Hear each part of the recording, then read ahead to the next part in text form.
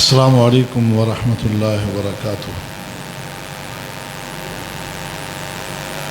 ان الحمد للہ نحمده ونستعینه ونستغفره ونعوذ باللہ من شرور انفسنا ومن سیئات اعمالنا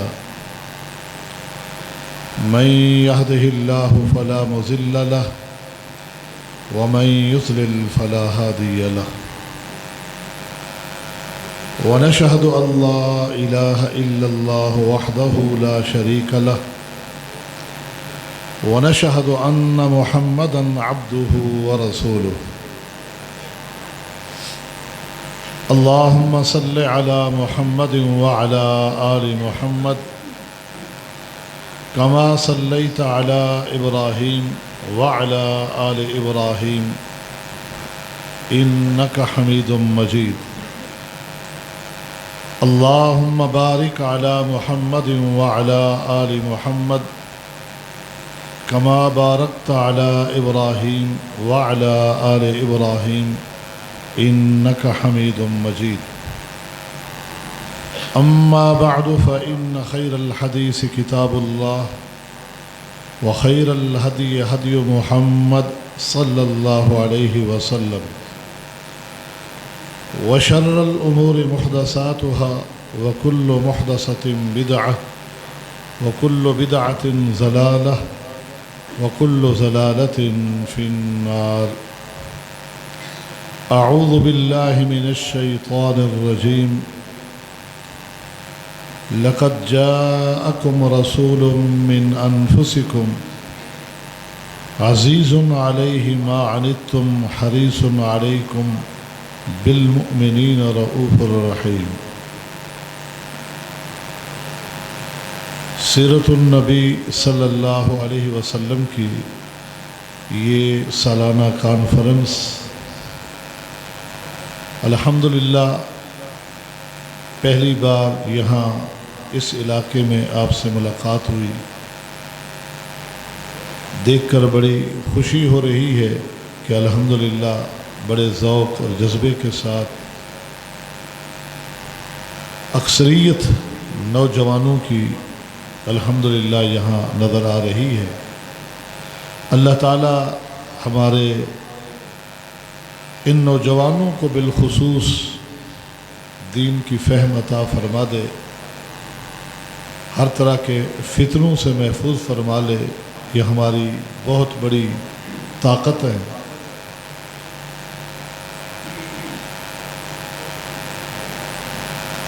نبی علیہ السلام کی سیرت کے حوالے سے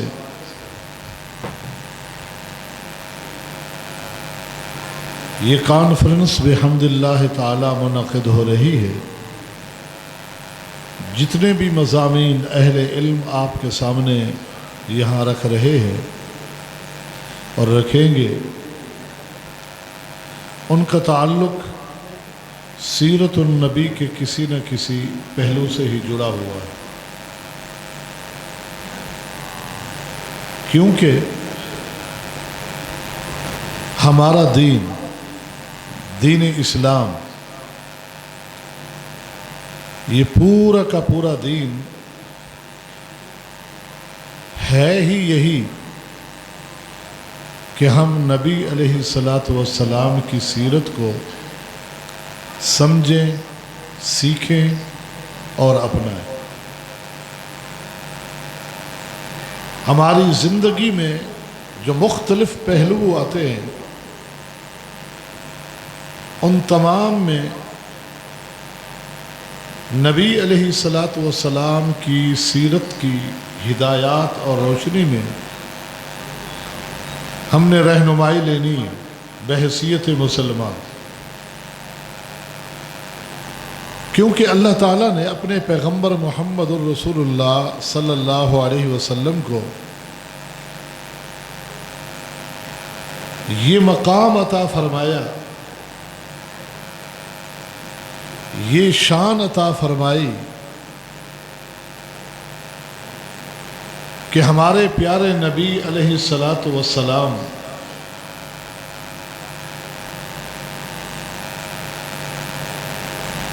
کلام فرماتے ہیں، بولتے ہیں،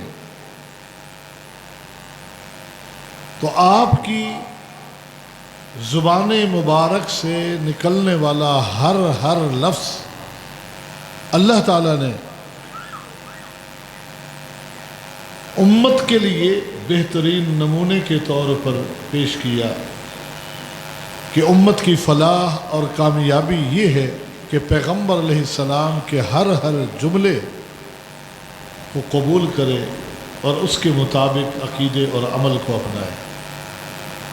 آپ علیہ السلام کوئی عمل کرتے ہیں، مثلا اس عمل کا تعلق عبادات سے ہے، تو اللہ رب العالمین نے اس عبادت کو، اس عمل کو، اس طریقے کو ہمارے لیے دین اور شریعت بنا دیا۔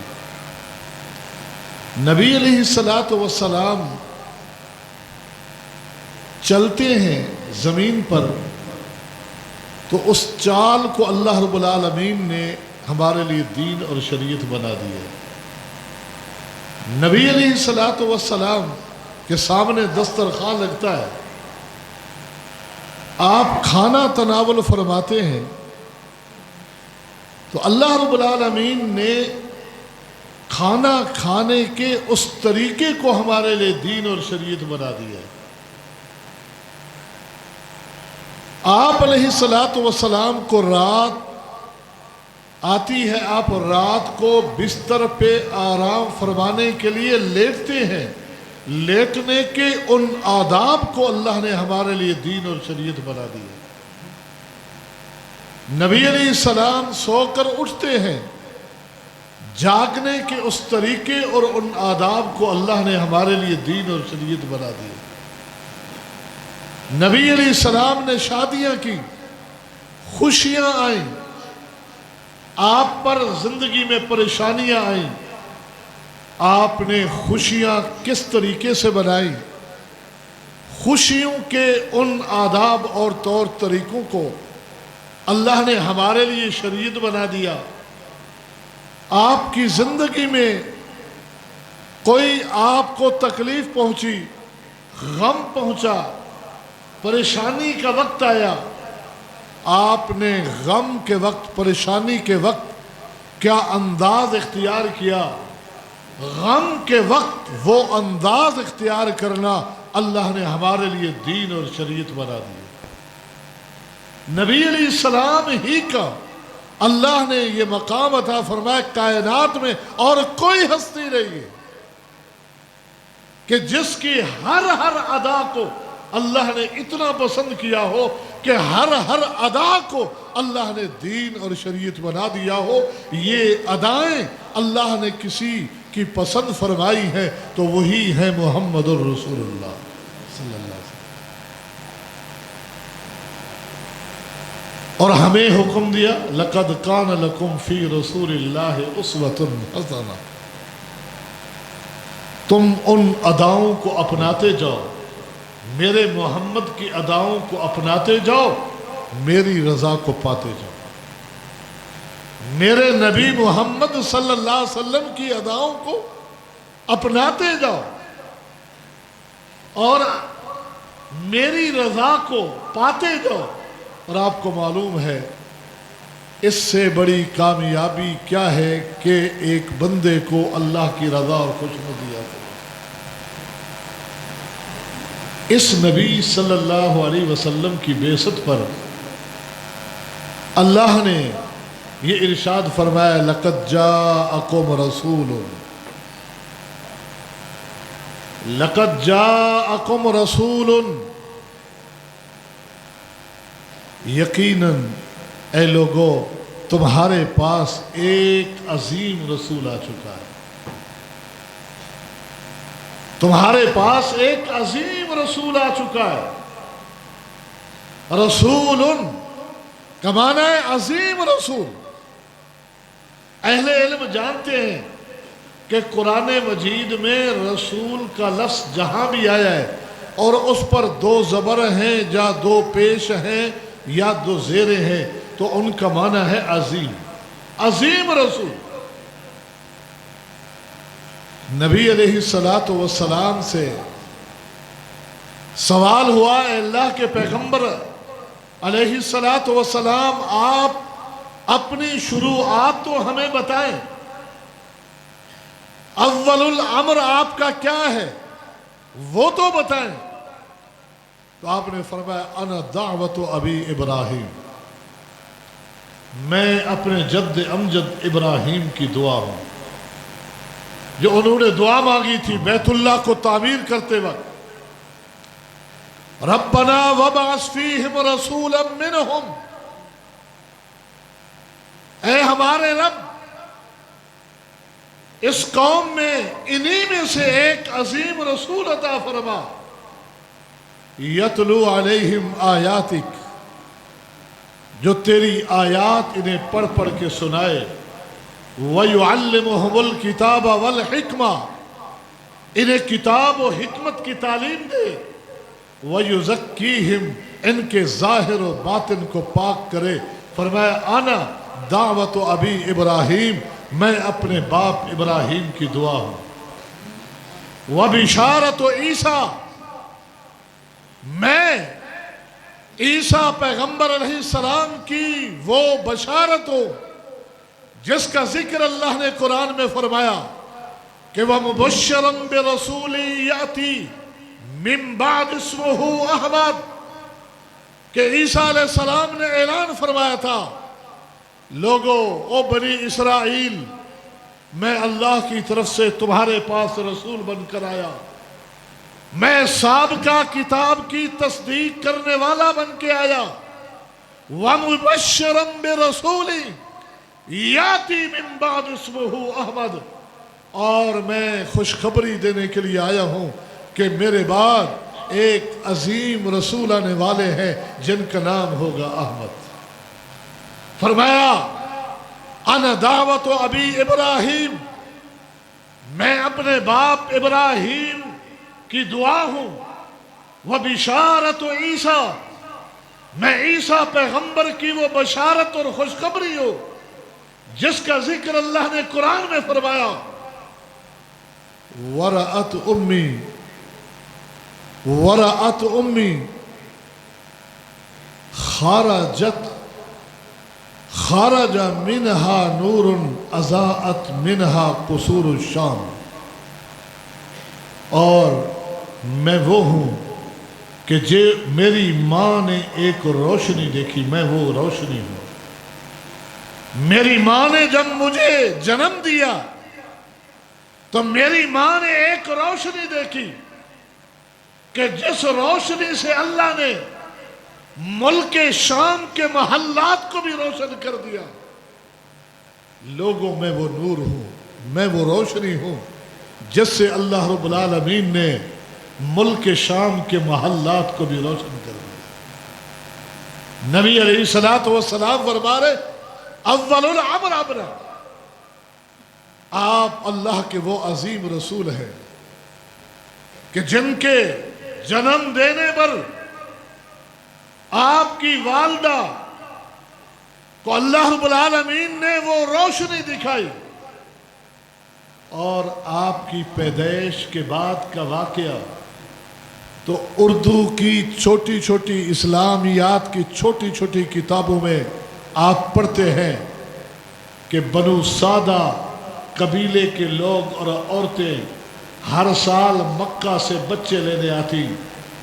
سیدہ حلیمہ سعدیہ رضی اللہ تعالی عنہا جب مکہ پہنچی اور انہیں اور کوئی بچہ نہ ملا، آخر کار خالی ہاتھ جانے سے بہتر ہے اس یتیم بچے کو ہی لے جاؤں۔ جس بچے کو لینے کے لیے کوئی عورت تیار نہ تھی کہ جو یتیم پیدا ہوا، اس کا انعام اور ہدیہ کتنا مل سکتا ہے۔ سیدہ حلیمہ سعدیہ جب انہیں لیتی ہے اور دودھ کے لیے اپنی چھاتی سے لگاتی ہے، فرماتی ہے میری چھاتی میں وہ دودھ جو پہلے میرے بچے، میرے پیٹ سے جنم دینے پانے والے بچے کے لیے کافی نہ ہوتا، اب وہ دودھ اتنا بھر آیا کہ یہ بچہ محمد بھی سیر ہو گیا، میرا بچہ بھی سیر ہو گیا۔ وہ سواری جب آ رہے ہیں، اس پورے قافلے کے سب سے پیچھے چلنے والی سواری سیدہ حلیمہ کی سواری ہے۔ جب واپس جا رہے ہیں تو سب سے آگے آگے وہی سواری ہے، روک رہی ہے۔ سارے قافلے کے لوگ پوچھتے ہیں حلیمہ ہوا کیا ہے؟ تیری سواری تو اتنی تھکی ہوئی جو چل نہیں سکتی تھی، اب تو روک رہی ہے، روکنے کے باوجود بھی پورے قافلے سے آگے چل رہی ہے۔ لوگوں کو معلوم نہیں تھا کہ اب سوار بدل گیا ہے، اب سوار بدل گیا ہے۔ فرماتے ہیں قام زوجی الی شارفنا فی اللیل وہی حافل، وہ ہماری اونٹنی جو بھوک اور پیاس سے اتنا دودھ نہیں دیتی تھی جس سے ہم پیٹ بھر کے سیر ہو کر وہ دودھ پی سکیں، آج رات کو میرے شوہر کی آنکھ کھلی، کسی وجہ سے اونٹنی کے قریب گئے تو اونٹنی آوازیں دے رہی ہے کہ میرے تھنوں میں اتنا دودھ ہے کہ سمایا نہیں جاتا، یہ نکال لے جاؤ۔ دودھ بھرے ہوئے ہیں۔ پلٹتا ہے شوہر، کہتا ہے یا حلیمہ، یا حلیمہ ما اراک الا انک اخذت نسمتا مبارکا۔ حلیمہ مجھے یوں لگتا ہے کوئی مبارک بچہ ہمارے ہاتھ لگ گیا ہے، اس بچے کے ہاتھ لگنے سے ہمارے نصیب بدل گئے ہیں، ہمارے گھر کے حالات بدل گئے ہیں۔ بکریوں کا ریوڑ جہاں لے کے جاتے ہیں، قحط سالی کے دنوں میں سارے لوگوں کے جانور شام کو بھوکے پلٹتے ہیں، حلیمہ سعدیہ کا ریوڑ جس کھیت میں جاتا ہے رب کا حکم ہوتا ہے، سبزہ اگاتا ہے، سارے جانور پیٹ بھر کے گھر واپس آتے ہیں۔ نبی علیہ السلام کی عظمت کا کیا کہنا؟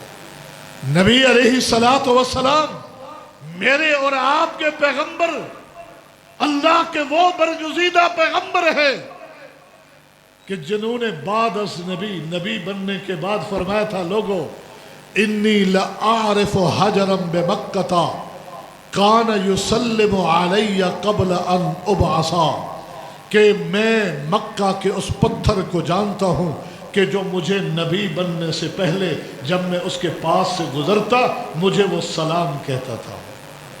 نبی کو پتھر بھی سلام کہتے ہیں، نبی کو درخت بھی سلام کہتے ہیں۔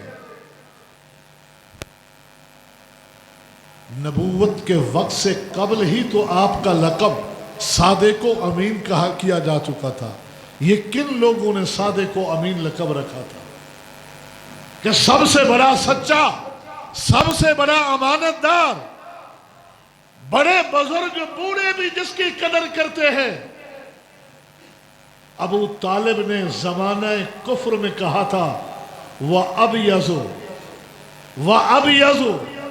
يُسْتَسْقَى الْغَمَامُ بِوَجْهِهِ وَأَبْيَضُ يُسْقَى الْغَمَامُ بِوَجْهِهِ سِمَالُ الْيَتَامَى وَعِصْمَةٌ لِلْأَرَامِلِ۔ ابھی آپ لڑکپن کی عمر میں ہیں، عرب میں قحط پڑا ہوا ہے، ہر طرف خشکحالی ہی خشکحالی ہے۔ مکہ کے بڑوں چھوٹوں نے مل کر فیصلہ کیا کہ محمد نامی لڑکے کو لے آؤ، اسے کہو بیت اللہ میں کھڑے ہو کے رب سے دعا کرے، اللہ بارش عطا فرمائے گا۔ یہ بوڑھے بھی ہیں، مکہ کے سرداران بھی ہیں، دعا کے لیے کس کو لائے؟ محمد الرسول اللہ جو ایام طفولیت سے گزر رہے ہیں، ابھی نبی نہیں بنے، اللہ کے سامنے ہاتھ اٹھائے، ابھی ہاتھ واپس چھوڑے نہ تھے کہ اللہ نے موسلادھار بارش عطا فرما دی۔ تو اس پہ ابو طالب نے کہا تھا وَأَبْيَضُ، میرا بھتیجا خوبصورت چہرے والا، میرا بھتیجا تو وہ ہے یُسْقَى الْغَمَامُ بِوَجْهِهِ، کہ لوگوں کو بارش کی ضرورت ہو تو میرے بھتیجے کو اللہ کے سامنے لے آتے ہیں، میرے بھتیجے کو سامنے لے آتے ہیں، اور جب میرے بھتیجے کو سامنے لاتے ہیں اللہ میرے بھتیجے کا چہرہ دیکھ کر بارش عطا فرماتا ہے۔ فرمایا میرا بھتیجا تو وہ ہے سمام للیتامى وعصمۃ للارامل، جو یتیموں مسکینوں کا والی خیر خواہ ہے، بیواؤں کی عزتوں کا تحفظ کرنے والا۔ اسی ابو طالب نے اللہ کے پیغمبر کا وہ نکاح پڑھایا تھا، سب سے پہلا نکاح اللہ کے پیغمبر کا سیدہ خدیجۃ الکبریٰ کے ساتھ نکاح کا خطبہ کس نے دیا؟ ابو طالب نے دیا، اور اس خطبے میں ایک چیلنج کیا۔ ابو طالب کا خطبہ سیرت و تاریخ کی کتابوں میں موجود ہے۔ کہا لوگو ثم ان محمد ابن عبد اللہ لا یوزن بہ فتم من قریش، لوگو میرا یہ بھتیجا جس کا نام محمد ہے، قریش کے کسی نوجوان میں ہمت ہے تو اس کا مقابلہ کر کے دیکھ لیں۔ الا رجح علیہ برا و فضلا و کرما و شرفا و عقلا، فرمایا کوئی سرزمین عرب کا کوئی ہے نوجوان تو آئے میرے اس بھتیجے محمد کا مقابلہ بر میں کر کے دیکھ لیں، نیکی میں، فضل میں، جود و سخا میں، شرف میں، کرم میں، عقل میں، دانش میں۔ چیلنج کیا کہ کسی بھی شرف والے مقام اور فضل میں عرب کا کوئی نوجوان لا کے دکھاؤ جس طرح میرا بھتیجا محمد اللہ نے اس کو مقام عطا فرمایا۔ ہاں فرمایا وَإِن قَلَّ فِي الْمَالِ وَإِن قَلَّ فِي الْمَالِ، ہاں ایک بات ہے کہ مال میں تھوڑا ہے، مال میں تھوڑا ہے، محمد کے مقابل نہ کوئی شرف میں، نہ کوئی فضل میں، نہ جود و سخا میں، نہ کرم میں، نہ عقل و دانش میں، ہاں مال میں تھوڑا ہے۔ لوگو ان المال ذل زائل، مال کی کیا حیثیت ہے؟ مال کی حیثیت تو دیوار کے سائے کی طرف ہے، جو صبح ادھر ہوتا ہے شام کو ادھر ہوتا ہے۔ اگر لانا ہے میرے بھتیجے کے مقابلے میں تو شرف میں کوئی لاؤ، عزت میں کوئی لاؤ، وقار میں کوئی لاؤ، شرافت میں کوئی لاؤ، امانت داری میں کوئی لاؤ۔ سرزمین عرب میں ابو طالب چیلنج کر رہا ہے، نبی کی عمر ابھی 25 سال تھی، نبی کی عمر 25 سال ہے، ابھی نبوت کا تاج اللہ نے سر پہ نہیں رکھا، اور نبوت کا تاج جب رب نے پہنایا اور پہلی وحی آئی اقرا، پہلی وحی آئی اقرا بسم ربک الذی خلق خلق الانسان من علق۔ جب آپ واپس پلٹے تفصیلی واقعہ ہے کہ آپ پر بخار طاری تھا، کپ کپی طاری تھی، کہا زملونی دسرونی، ہماری ماں خدیجہ سے فرمایا میرے اوپر چادر ڈال دو، میرے اوپر چادر ڈال دو، میری حالت خراب ہو رہی ہے، انی خشیت علی نفسی، مجھے اپنی جان کا خطرہ ہے، آج جو میرے ساتھ ہوا ہے مجھے جان کا خطرہ ہے۔ یہ جملہ سن کر میری اور آپ کی تمام ایمان والوں کی ماں خدیجہ نے کیا کہا؟ کلا واللہ لا یخزیک اللہ ابدا انک لتصل الرحم وتصدق الحدیث وتحمل القلہ وتعین علی نوائب الحق وتقری الضیف۔ فرمایا نہیں، اللہ کی قسم اے محمد، آپ جیسے شخص کو اللہ کبھی رسوا کر ہی نہیں سکتا۔ آپ سچ بولنے والے، آپ سچ بولنے والے، آپ صلہ رحمی کرنے والے، آپ یتیموں غریبوں کا بوجھ اٹھانے والے، تحمل الکلہ، یتیموں غریبوں ناداروں کے بوجھ اٹھانے والے، آپ مہمان نواز، آپ حق کی خاطر مدد کرنے والے، اور ایسے لوگوں کو اللہ کبھی رسوا نہیں کرتا۔ یہ ام المؤمنین سیدہ خدیجہ نے آپ کے اخلاقیات اور آپ کے کردار کب دیکھے تھے؟ نبی بننے سے پہلے۔ نبی بننے سے پہلے بھی آپ عظیم تھے، نبی بننے کے بعد بھی آپ عظیم، نبی بننے سے پہلے بھی آپ جیسا کوئی نہیں، نبی بننے کے بعد بھی آپ جیسا کوئی نہیں ہے، نہ حسن میں، نہ سیرت میں، نہ کردار میں، نہ مقام میں، نہ رتبے میں، نہ شان میں۔ ان کے حسن کی عظمت کا کیا کہنا۔ جابر بن سمرہ رضی اللہ تعالی عنہ فرماتے تھے کہ ایک دن رات چاندنی تھی، 14ویں رات کا چاند چمک رہا تھا، 14ویں رات کا چاند چمک رہا تھا۔ ادھر محمد الرسول اللہ سرخ دھاری دار جوڑا پہنے ہوئے ٹہلتے ہوئے باہر تشریف لائے۔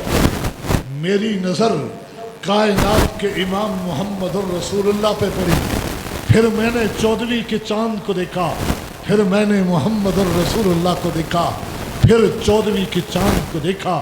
کہا چاند تیرا حسن میرے نبی کے حسن کا مقابلہ نہیں کر سکتا۔ محمد الرسول اللہ عظیم ہے ہر اعتبار سے، آپ کی عظمت، آپ کی مثال کائنات میں نہ ہے نہ دی جا سکتی ہے۔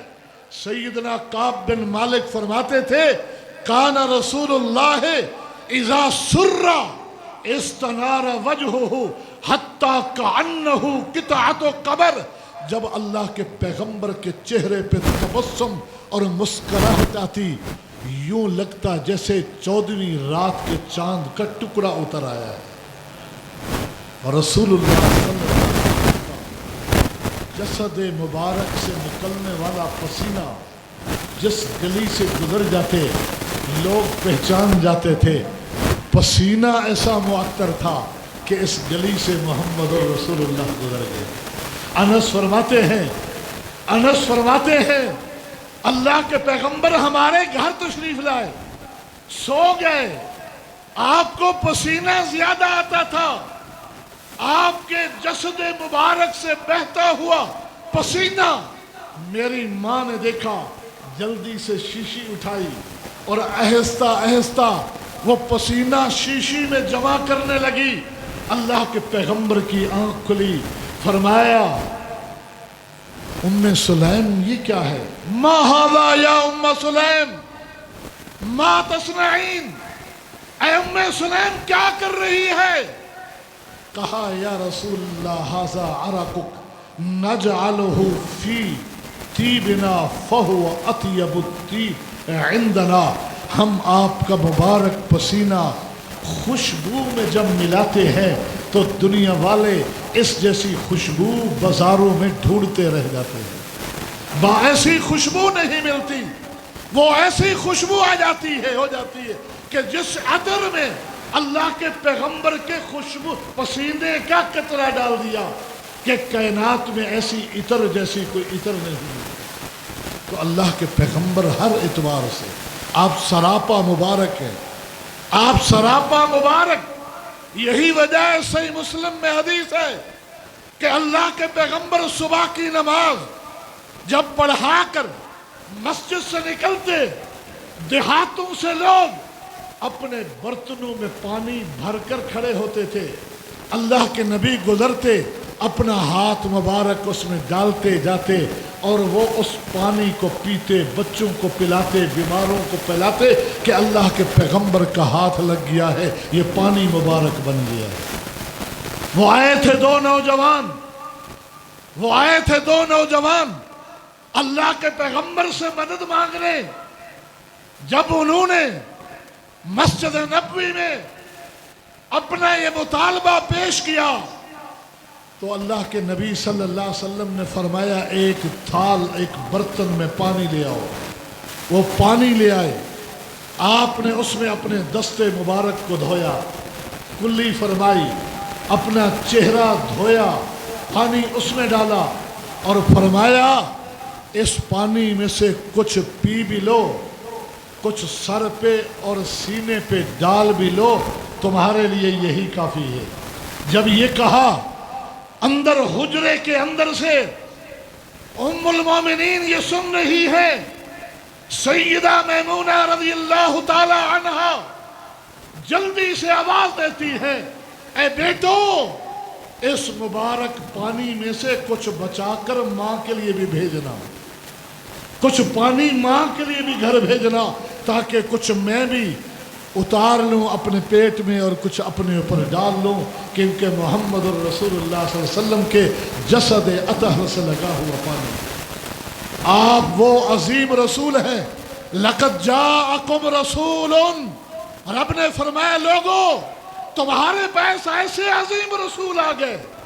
وہ نا قدرے تھے, وہ بے قدرے تھے, جنہوں نے اللہ کے پیغمبر کی بات کو نہ مانا, آپ سے لڑائیاں کی, آپ کو مکہ سے نکلنے پہ مجبور کیا, جنہوں نے آپ کے ساتھ بدر لڑی, احد کی جنگ لڑی, خندق کی جنگ لڑی. اللہ کے پیغمبر سے لڑنے والے وہ بد قسمت اور بد نصیب تھے. جب شام کے بادشاہ ہرقل, جس کو دنیا کیسر کے نام سے یاد کرتی تھی, اس وقت دنیاوی اعتبار سے ایک بڑی طاقت مانی جاتی تھی.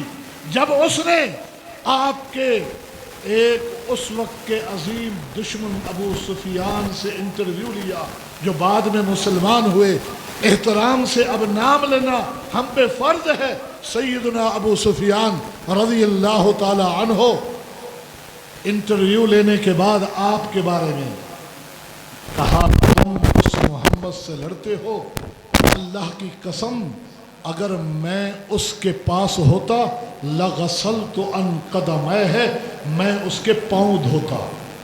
کس نے کہا؟ شام کے بادشاہ جس کو کیسر کے نام سے یاد کیا جاتا ہے. اس وقت دنیا کے سب سے بڑے دو بادشاہ تھے, ایک کسرا تھا, ایک کیسر تھا.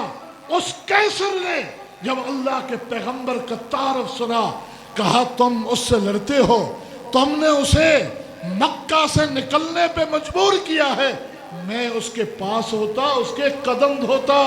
اور سنو, اگر مجھے یقین ہوتا کہ میں زندہ بچ کر اس سے مل سکوں گا, لتجشمت لقاءہ, میں اس کی ملاقات کے لیے ساری تکلیفیں برداشت کرتا.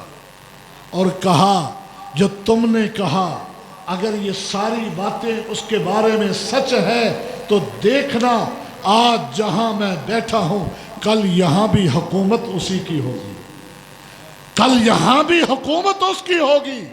یہ کس نے کہا؟ بدترین ایک دشمن نے کہا. اللہ کے پیغمبر کا تعارف سن کر, وہ جنہوں نے اللہ کے پیغمبر سے جنگیں لڑی, انہوں نے تو آپ کی قدر کو نہیں جانا.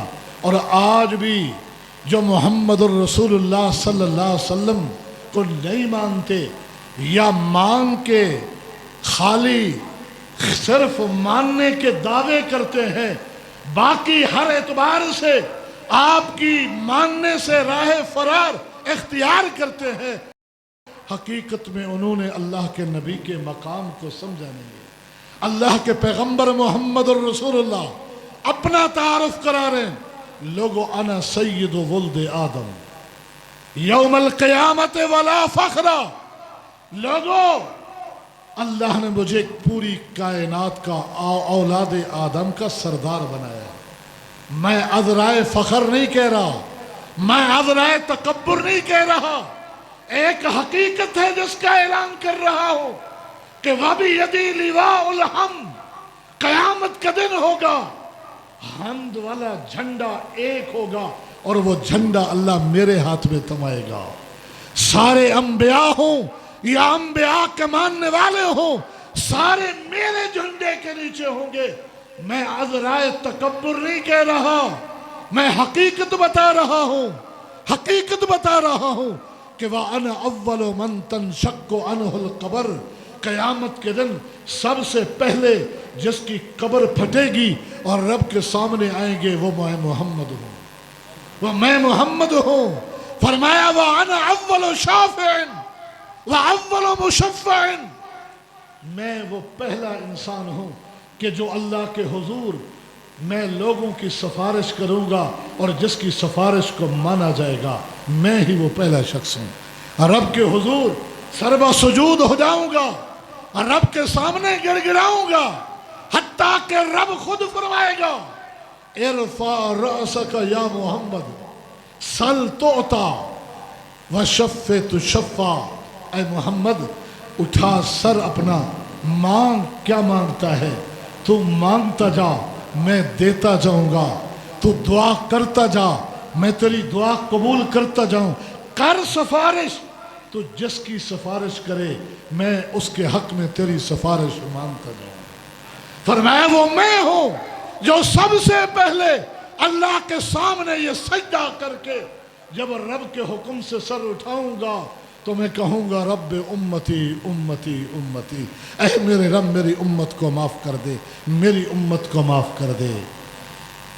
یہ ہم ہیں اللہ کے نبی کی امت۔ اب دیکھیں اللہ کے پیغمبر نے ہمارا اپنے سینے میں درد کیسے رکھا ہوا ہے، دنیا میں بھی رب کے سامنے ہاتھ پھیلائے، رات بھر روتے رہے کہ رب نے بھیجا جبریل کو، جبریل جاؤ میرا محمد کیوں رو رہا ہے اس سے پوچھ کے آؤ، باوجود اس کے کہ اللہ جانتا ہے۔ جبریل پوچھ کے گئے، کہا اللہ تیرا نبی اپنی امت کا درد سینے میں لیے رو رہا ہے کہ میری امت کا قیامت کے دن کیا بنے گا، میری امت کا قیامت کے دن کیا بنے گا، روئے جا رہا ہے، چپ نہیں کرتا۔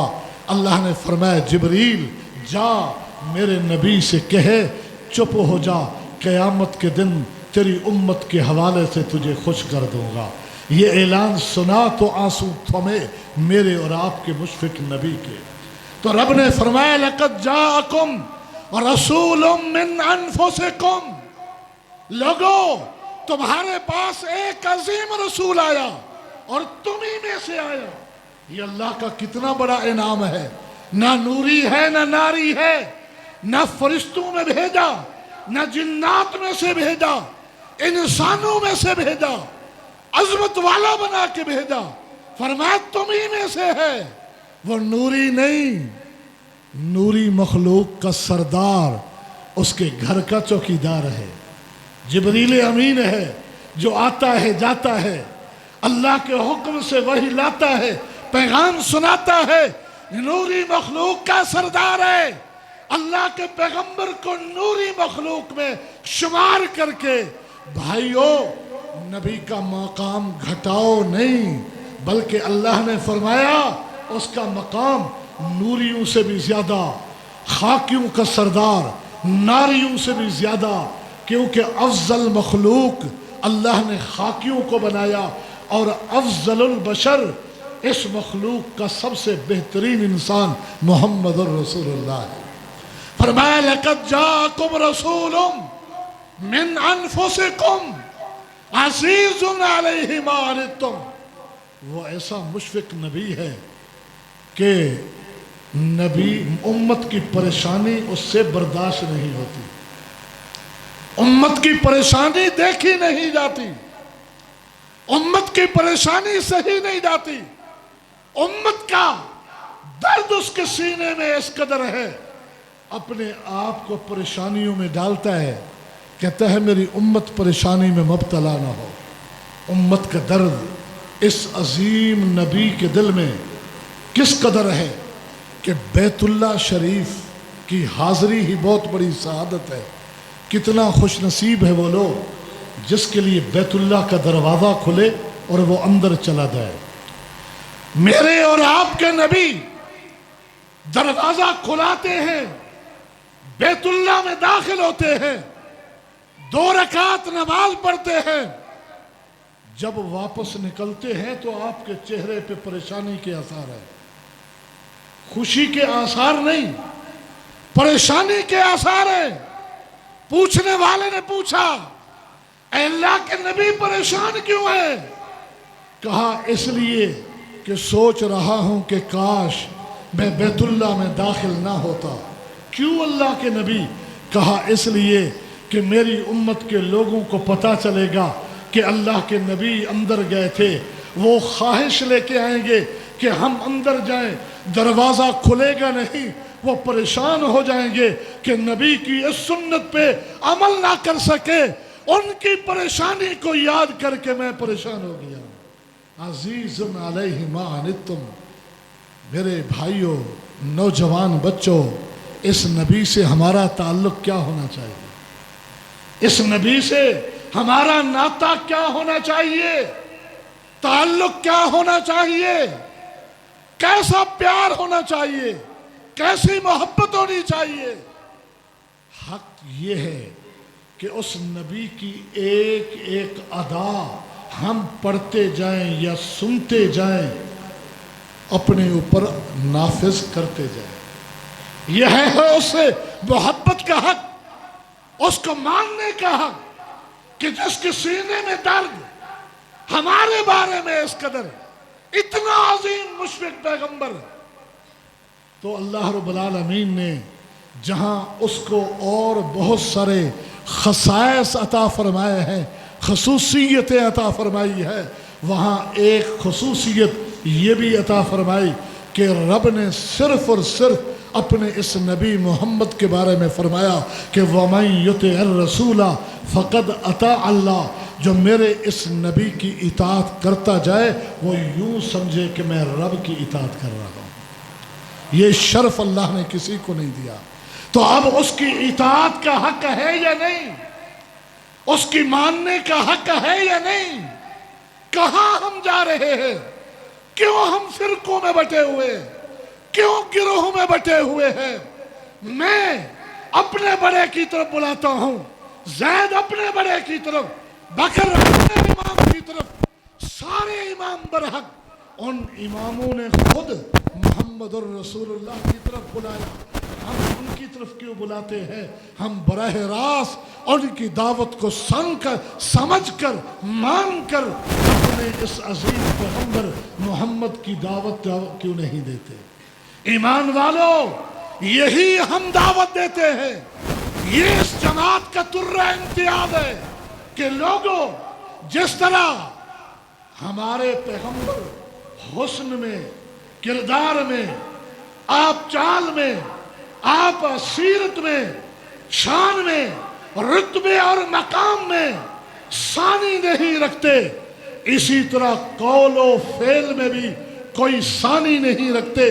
نبی کے فرمان کے مقابلے میں پوری دنیا کے اقوال لکھ لیے جائیں، جمع کر لیے جائیں، نبی کی ایک بات کا مقابلہ نہیں کر سکتے۔ دنیا والوں کے افعال، دنیا والوں کی سیرتیں، کتابیں لکھ لی جائیں لاکھوں کروڑوں کی تعداد میں، میرے پیغمبر کے ایک فعل پہ قربان ہو جائیں، میرے پیغمبر کی ایک سنت پہ سب قربان ہو جائیں۔ تو لہٰذا آئیے اس پیغمبر کو مانیے، اس پیغمبر کا کلمہ پڑھتے ہوئے صحیح معنی اس کی اتباع اور اقتداء میں آ جائیے۔ اللہ مجھے اور آپ سب کو اپنے آخری پیغمبر محمد الرسول اللہ کا سچا پیروکار بنا دے۔ وآخر دعوانا ان الحمدللہ رب العالمین۔